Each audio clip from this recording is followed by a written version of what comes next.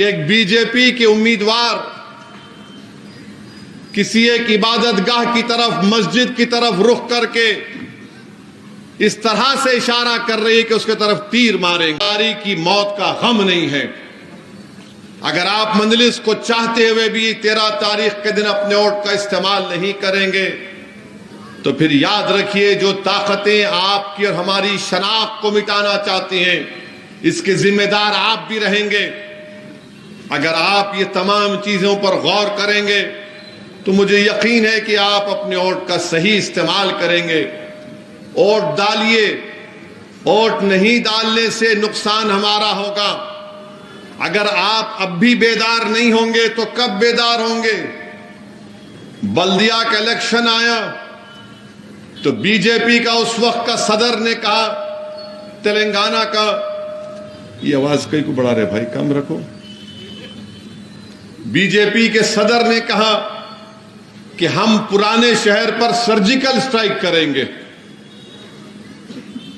Surgical strike کریں گے، اور سرجیکل سٹرائک کے ساتھ ساتھ کہا کہ پرانے شہر میں یعنی حیدرآباد کی پارلیمنٹ کی کانسٹیٹوئنسی میں یہاں پر روہنگیا رہتی ہے، بنگلہ دیشی رہتے ہیں، پاکستانی رہتے ہیں۔ اب آپ دیکھ رہے ہیں کہ ایک بی جے پی کے امیدوار کسی ایک عبادت گاہ کی طرف، مسجد کی طرف رخ کر کے اس طرح سے اشارہ کر رہی ہے کہ اس کے طرف تیر ماریں گے۔ اب بھی آپ ووٹ نہیں دیں گے؟ اب بھی آپ سمجھیں گے کہ نہیں اسد صاحب اب مجلس جیت جائے گی؟ میرے بھائی، اگر احساس ہے، تکلیف ہے، اس عبادت گاہ کے لیے اگر تکلیف ہے تو کم سے کم مجلس کے لیے نہیں تو کم سے کم اس عبادت گاہ کی عظمت کے لیے تو نکل کر ووٹ ڈالو مجلس کے لیے۔ اگر آج بھی تم سوتے رہو گے تو پھر کب اٹھو گے؟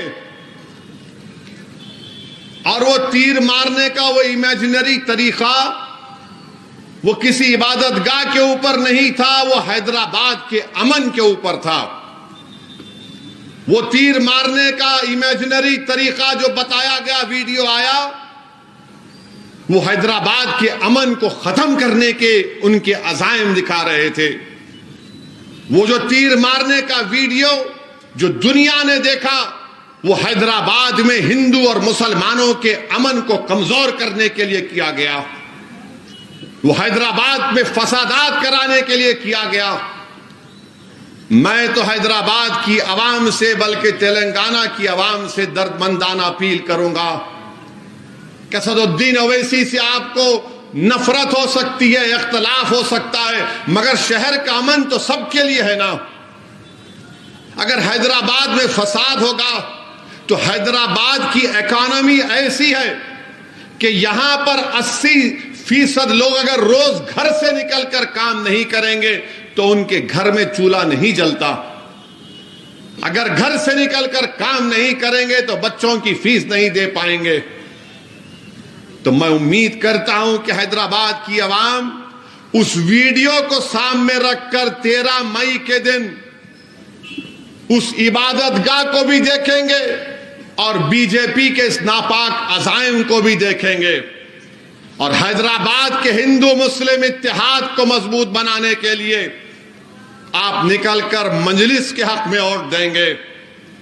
حیدرآباد میں امن کو مضبوط بنانے کے لیے، حیدرآباد کی اس محبت کو برقرار رکھنے کے لیے، میرے عزیز دوستوں اور بزرگوں، میری عزتدار ماں اور بہنوں، میری اس بات کو یاد رکھیے کہ جو لوگ ہمارے وجود کے خلاف ہیں، جو لوگ ہماری شناخت کو مٹانا چاہتے ہیں،